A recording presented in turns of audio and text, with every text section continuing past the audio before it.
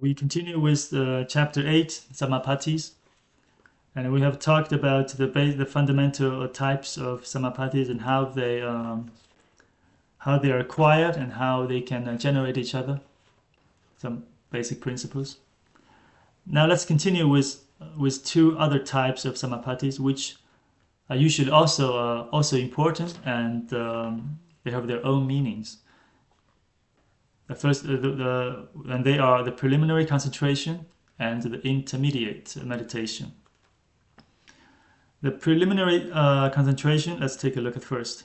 How many of them? Well, since we have 8 fundamental Samapattis, that means we are going to have 8 preliminary concentrations for each of the 8 fundamental Samapattis, and they are the concentrations for the abandonment of defilements in the lower stage. Therefore, in order to obtain the fundamental Samapatti, for instance, preliminary concentration of the first dhyana meditation will be required to abandon the defilements in kamadhatu, in the realm of desire. And only by doing that can one be detached from kamadhatu, and be able to obtain the first dhyana meditation. Also, when this being dies, he will be able to be born or reborn into the first dhyana heaven. That's what a preliminary concentration can do as an unhindered path. So we have 8 fundamental Samapattis, of course, 8 preliminary concentrations correspondingly. These are not defiled Samapattis, and they are exclusively clean, because they are fighting with the defilements through efforts, also with a fear of the lower stage, and also with a fear, sometimes with a fear of retrogression. So they are not defiled, and and because they are fighting with defilements with effort, also with a fear of the lower stage, they are associated only with the neutral sensations, not with other types like the satisfaction or dissatisfaction and so on, because those will only disturb the mind.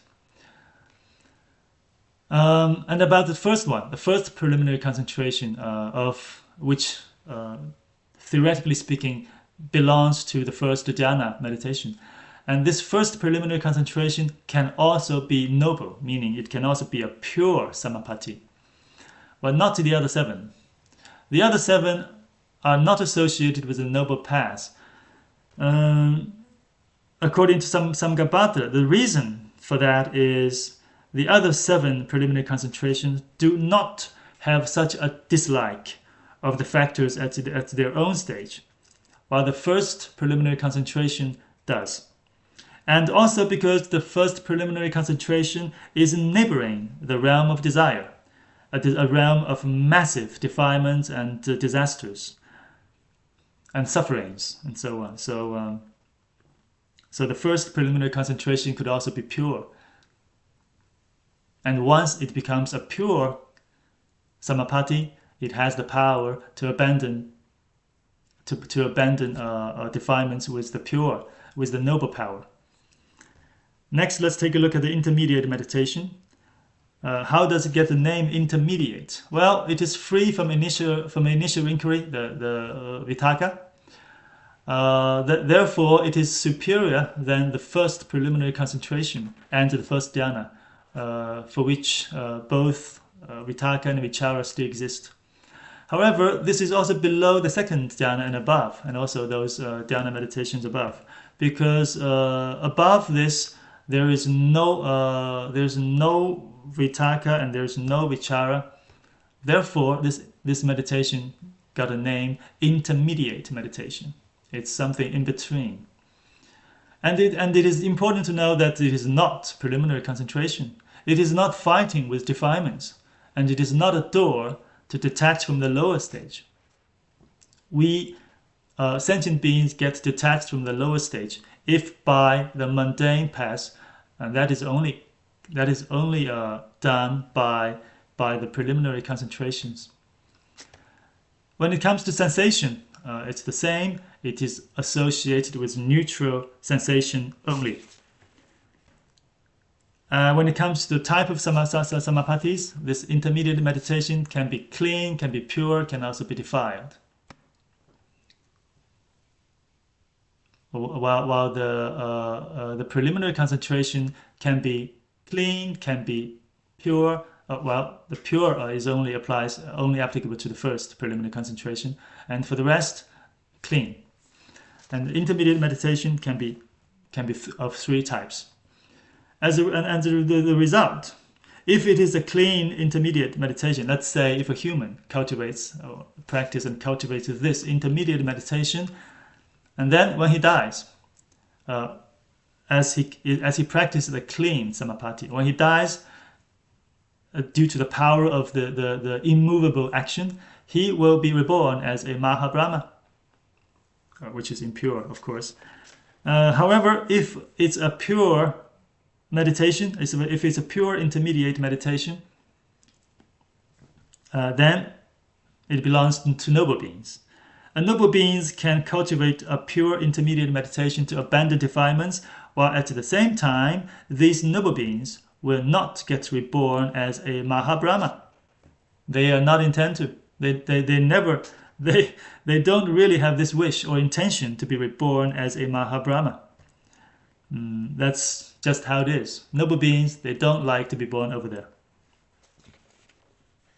And according to the text of the Buddhism, according to Mahavibhasha, the Mahabrahma, as an ordinary being, still has a lot of defilements. And it is impure factors, a lot of impure factors as well. So that's about the intermediate meditation. And once it is a pure intermediate meditation, it can also be used to abandon defilements with the power of pure factors. Now since we are talking about abandoning defilements, it is important to know which Samapattis have this ability to destroy contaminants. Because if we don't know this, we don't even know which Samapattis we are supposed to cultivate, right? So first, let's take a look at those Samapattis able to destroy contaminants. Two categories. The first category are the pure Samapattis, all of them. When I say all of them, how many indeed? We have 9 pure Samapattis in total, and they are pure dhyanas, the 4 pure dhyana meditations, plus the pure first preliminary concentration, plus the pure intermediate meditation, and also the 3 pure formless Samapattis, the first 3 formless Samapattis that are pure. So we got 9 pure Samapattis. All of them are able to destroy contaminants. In fact, the noble beings can apply any of them, depending on their abilities, of course, depending on the abilities of the noble beings. Some Samapattis may not be applicable, may not be available to a noble being if they have not been detached from the corresponding stage. And I'll give you an example. If, let's say, a once returner, the second fruit, the second noble fruit, if he wants to abandon defilements with pure Samapattis, then unfortunately he has only one choice. He cannot use any other Samapattis except the first, except the first preliminary concentration that is pure. And the reason for that is, as a once returner, he has not abandoned all defilements in the realm of desire yet. He is still attached to this kamadhatu. Therefore, he is not able to use the other Samapattis. That is the first dhyana meditation or above. And of course, if it is an arhat, he has destroyed all contaminants. And if it is a non-returner, he has been detached from this realm of desire. Therefore, he can use He can use the first dhyana meditation, of course. And but it depends on how many defilements in the form realm he has abandoned.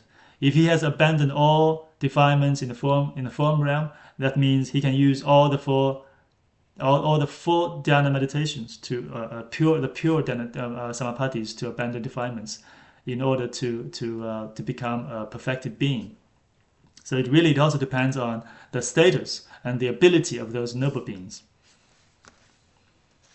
Okay, that's the first category of samapattis able to destroy contaminants. The second category of samapattis that are able to destroy defilements are those preliminary concentrations. And as we have already mentioned, they can be used, but actually they serve as unhindered paths to abandon defilements of the lower stage. And how do they do that actually? They abandon defilements of the lower stage by admiring the superior factors in the higher realm and disliking the inferior factors of the lower realm. So this is the unhindered path to detach from the lower stage. And of course, these preliminary concentrations, 8 of these preliminary concentrations, since they're not, of course they are categorized here apart from those pure samapattis, it means these are we're talking about the impure preliminary concentrations, and they're impure, they're mundane. That's the mundane path to abandon contaminants. Then let's take a look at those samapattis unable to fight and destroy, to abandon defilements. The first category are those defiled samapattis. Again, we have 8 of them, because we have 8 fundamental samapattis. When they get defiled, they become defiled samapattis, so we have 8 of them. They cannot destroy or abandon any contaminants because they are defiled in themselves. I mean, seriously, how can you count on a group of gangsters to beat themselves, right? It's not possible. And then clean samapattis. A little bit surprising that clean samapattis are not able to destroy contaminants at all, because they are the path of liberation. They're not the unhindered path, unlike those preliminary concentrations. So as path of liberation, they are already detached from those defilements of the lower realm. Therefore, they are unable to abandon defilements. But if we say it in a more comprehensive way, we will say that first, clean samapattis are not able to destroy contaminants in the lower stage because those contaminants in the lower stage have already been abandoned by the corresponding preliminary concentrations. So they are already detached from the lower. Also, the clean samapattis are not able to destroy contaminants in its own stage because they are still attached with itself. Again, how can you count on this clean samapatti to detach from itself? Well, you can't do it. You need the preliminary concentration of the higher realm, of the higher stage, to fight and abandon the defilements of this current stage.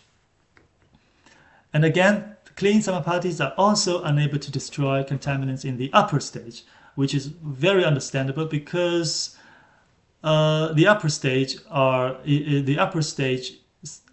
is superior as compared to the current stage. So you cannot it's not possible.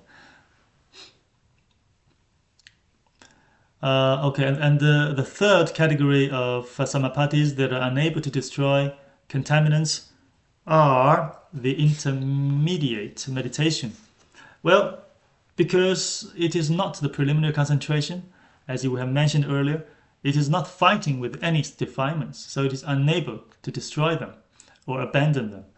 But the thing will become different if it is a pure samapatti, if it is a pure intermediate meditation. then yes, then it is one of the 9 pure Samapattis, then definitely it is able to destroy contaminants.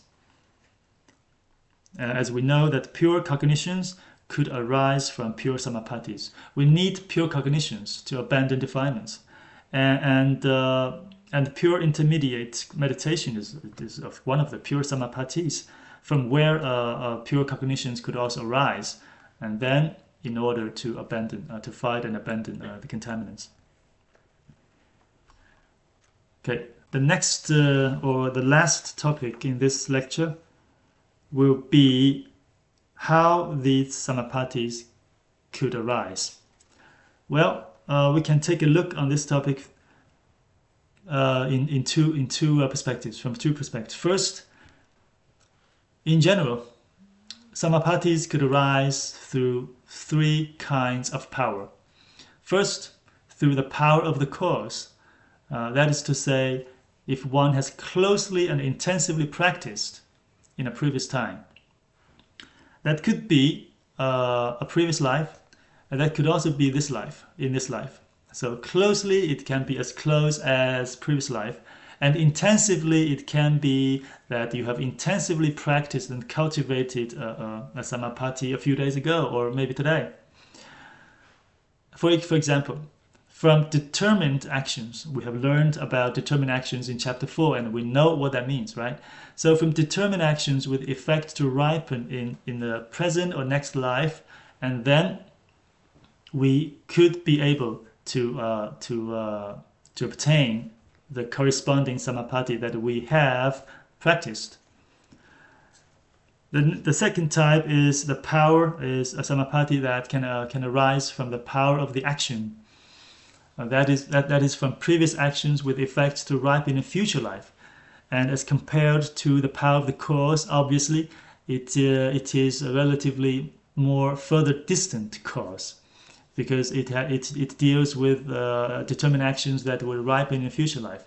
For example, if one has practiced meditation and later retrogressed and reborn as a human in the next life, and then arises Samapatti again in the third life, maybe as human, maybe as a deva, but not as other, not as hungry ghosts or animals and so on. So in this case, we will say this Samapatti is arised from the power of the action. It is relatively further distant cause as compared to the first power. And the third type of power for a Samapatti to arise is through the power of the nature factors. And that refers specifically during the destruction kalpa. Recall chapter 3 when we talk about the destruction kalpa, when all sentient beings will be transferred or will be reborn into higher stages, higher realms, or higher planes, whatever you call them, due to the nature of the factors. It will happen because the entire world will be destroyed by the fire or the water or the wind. So they will be transferred. For instance, if the world during the destruction kalpa, if the world is going to be destroyed by the fire, and then the humans and devas in this desire realm, they will naturally obtain the first dhyana meditation. They will be born into the first dhyana heaven, and further they will gain the second dhyana meditation, and when they die they will be reborn into the second dhyana heaven. In this way, they will be relatively and temporarily safe from that fire disaster. So this is a way to arise Samapatti through the power of the nature of factors. Because these sentient beings, they might not have practiced or cultivated meditation themselves closely or recently, or in the previous life or in this life. However, they will obtain it because the world is going to be destroyed and it is time to leave. If we look at this topic from another perspective, like when we talk about it realm-wise, so we start looking into different realms. and we can have a little bit more details. For instance, if it is a sentient being in the form or formless realm, then they can produce the formless Samapattis, the four of them, right? The sphere of infinite space, the sphere of infinite consciousness, the sphere of nothingness, and the sphere of non-conception, neither conception nor non-conception. These four formless Samapattis can be produced through either the power of the cause or the power of the action, but not through the power of the nature of factors. Why? Because the formless realm will not be affected by the destruction kalpa. It will not be affected by those fire or water or wind disasters. So not through the power of the nature factors. And if it is in the form realm, then the four meditations can be produced for them. Those sentient beings in Rupa Dhatu, they can produce the meditations, the dhyanas, through the power of the cause, or the power of the action, or the power of the nature factors. For instance, a sentient being, a first dhyana deva, let's say first dhyana deva, when the world is going to be destroyed by water, then the first dhyana and the second dhyana heavens are not safe. They have to be transferred. They have to be reborn at least into the third dhyana heaven. So they will obtain eventually the third dhyana meditation, and when they die, they will be reborn due to the immovable action. They will be reborn into the third dhyana heaven. That is through the power of the nature of factors. And if it is a sentient being living in Kamadhatu, in this realm of desire, then the Samapattis can be produced through also one of these three powers with similar reasons. For instance, when the world is going to be destroyed by fire, this human right here, even he has never practiced or cultivated Samapattis or meditation whatsoever. Before the fire comes to destroy the world, he will naturally obtain the first dhyana, and then after that he will be again transferred and die and reborn into the second dhyana, so he will be temporarily safe from the fire. We can also claim another power for humans, and that is the power of listening to Buddha's teachings. And we already know that from hearing, we can start reflecting on the Dhamma, and from hearing and reflection, we can start to practice and cultivate. We can have cultivation, and by cultivation, we mean these Samapattis, especially those dhyana meditations. So this can also be established as a power, although it is mainly for the three human continents. Okay, for now, this is the main topics, main contents for this chapter, and here is we can briefly summarize this chapter 8.